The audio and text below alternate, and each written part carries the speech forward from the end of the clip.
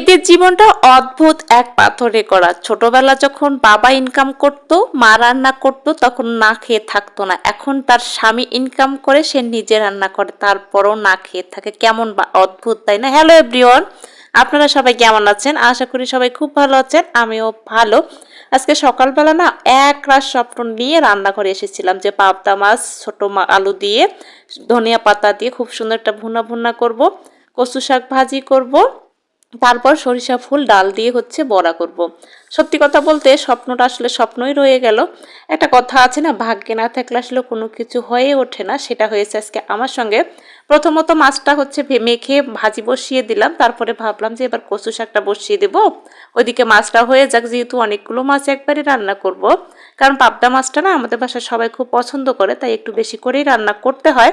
এদিকে কচু শাকটা আমি সবজি দিয়ে একটু ভর্তা ভর্তা করব, এইভাবে আমার খেতে ভালো লাগে। সত্যি কথা বলতে ভিটামিনযুক্ত খাবার খেতে সবার আসলে অনেক পছন্দ, যেটা আমারও খুব পছন্দের। এদিকে কচু শাকটা যখন বসিয়ে দিলাম, অমনি ধুপ করে গ্যাসটা শেষ হয়ে গেল। বলুন তো কেমনটা লাগে? একদমই রান্না করতে পারি নাই আর। তারপরে দিকে তো শ্রদ্ধার বাবা ঘুম থেকে ওঠে নাই, আর যেহেতু আজকে ঈদের আগের দিনের বাসায় সবাই যেহেতু গ্রামের বাড়িতে চলে গেছে, এখন আমাকে কে গ্যাস এনে দেবে বলুন তো? তারপরেই তো ইন্ডাকশনটা টানাটানি করে বসিয়ে নিলাম, নেওয়ার পরে কচু শাকটা বসিয়ে দিলাম। এদিকে একটা কাজ করতে এত পরিমাণে ঝামেলা হয়েছে, প্রথমে কড়াইতে বসিয়ে দিয়েছিলাম, তারপরে যে ফ্রাই প্যানে বসিয়ে দিলাম কচু শাকটা, আর হতে সময় লাগবে না, খুব তাড়াতাড়ি হবে। আমার মনে হয় ইন্ডাকশনে কড়াইটা গরম হতে খুব বেশি সময় লাগে, তাই আমি ফ্রাই প্যানে দিয়ে দিলাম। এদিকে আলু দিয়ে ছোট মাছটা যে রান্না করব, সেটা আলুটা প্রথমে ভেজে নিলাম, তারপরে জিরা পাঁচফোড়ন দিয়ে দিলাম, পেঁয়াজটা দিয়ে দিলাম। এবারে সমস্ত মশলাগুলো দিয়ে খুব সুন্দর করে কষিয়ে পাবদা মাছ দিয়ে ভুনা ভুনা করব। আমার মনে হয় গ্যাসের মতো না ইন্ডাকশনে খুব একটা টেস্ট হয় না খাবার খেতে। ইন্ডাকশনে শুধু তরকারি মনে হয় সেরকম ভাজা হয় না ভালো। আমার কাছে মনে হয়েছে যে ইন্ডাকশনের চেয়ে গ্যাসেই তরকারি অনেক ভালো হয় খেতে। এদিকে সরিষা ফুলগুলো দিতে গেছি, দেখি সরিষা ফুলের ডাঁটাগুলো একদম শক্ত হয়ে গেছে। তারপরে আবার সরিষা ফুলের ডাঁটাগুলো উঠাই নিয়ে আবার বেছে নিলাম, তারপরে ছোট ছোট ফুলগুলো নিয়ে নিলাম, তারপর রান্না করব।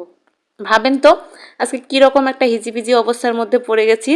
এদিকে আমার আলুটা একটু কষিয়ে নেব, একটু মশলা বাটা দিয়ে দিলাম। আমি যেহেতু বাটা মশলা দিয়ে রান্না করি, তাই বাটা মশলাটা দিয়ে দিলাম, তারপরে মরিচের গুঁড়ো দিয়ে দিলাম, দেওয়ার পরে ঝোলের জল দিয়ে দিলাম।